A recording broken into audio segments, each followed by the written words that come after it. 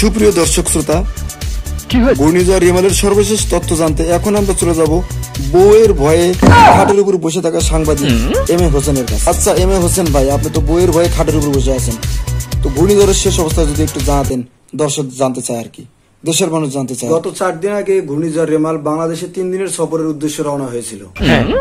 তার একমাত্র উদ্দেশ্য ছিল বাংলাদেশ বনাম যুক্তরাষ্ট্রের খেলাটা দেখা।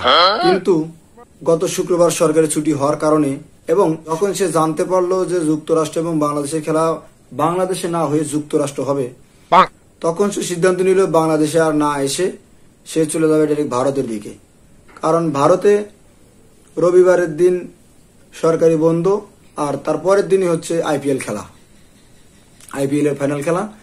তো ঘূর্ণিঝড় রেমাল সিদ্ধান্ত নিয়েছে সে বাংলাদেশের দিকে না এসে সরাসরি আইপিএল দেখতে কলকাতার দিকে চলে যাবে এবং সেখানে গিয়ে আইপিএল দেখা শেষ করে আইপিএল শেষ হলে সে চলে যাবে নরেন্দ্র মোদীর বাসার দিকে। নরেন্দ্র মোদীর বাসার পাশ দিয়ে ঘুরে সে ওখান দিয়ে সোজা চলে যাবে ইসরায়েলে। ইসরায়েলে গিয়ে সে প্রথমে কিছু আঘাত হানবে এবং তারপরে যে সমস্ত রাষ্ট্রগুলো ফিলিস্তিনকে রাষ্ট্র হিসেবে স্বীকৃতি দিতে কিঞ্চিত সংকোচ বোধ করেছে সে সেখানে আক্রমণ করবে। ঠিক বলেছেন। বিশ্বস্ত সূত্রে আমরা এমনটাই জানতে পেরেছি। কেউ বাংলাদেশের কোন টিভি চ্যানেলের দিকে এই ঘূর্ণিঝড় রেমালের খোঁজ খবর নিয়েন না, কারণ বাংলাদেশে ঘন ঘন কারেন্ট যায় আর খোঁজ খবর গুলো ঠিকঠাক মতো কেউ দিতে পারে না। আর হ্যাঁ, ঘূর্ণিঝড়ের আপডেটটা আপনাদেরকে আমি একটু দেরি দিয়ে দিলাম, কারণ আমি নিজে একটু ভীত সন্ত্রস্ত ছিলাম, না জানি কখন কি হয়। চ্যানেলটা বন্ধ করে আমি 2 দিন একটু ঘুরতে গিয়েছিলাম বাড়ি। তো আপনারা কেউ ঘূর্ণিঝড় রেমালকে ভয় না পেয়ে সবাই যার যার মতো পালিয়ে যান এবং গিয়ে বিভিন্ন জায়গায় আশ্রয় নিয়ে থাকুন।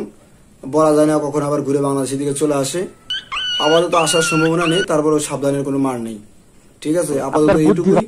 আর আপনারা এই ঘূর্ণিঝড়ের আপডেট পেতে কখনই আমার চ্যানেলের দিকে নজর রাখবেন না, কারণ এখানে নজর দিয়ে কোনো লাভ নেই। বাইরের রাষ্ট্রের টিভি চ্যানেলগুলো আছে সেগুলোর দিকে নজর দিন। ঠিক আছে, তাহলে ভালো কোনো ইনফরমেশন পাবেন ইনশাল্লাহ। ঠিক আছে, এই ছিল সর্বশেষ ঘূর্ণিঝড় রেমালের। সবাই ভালো থাকুন, সুস্থ থাকুন, আল্লাহ হাফেজ।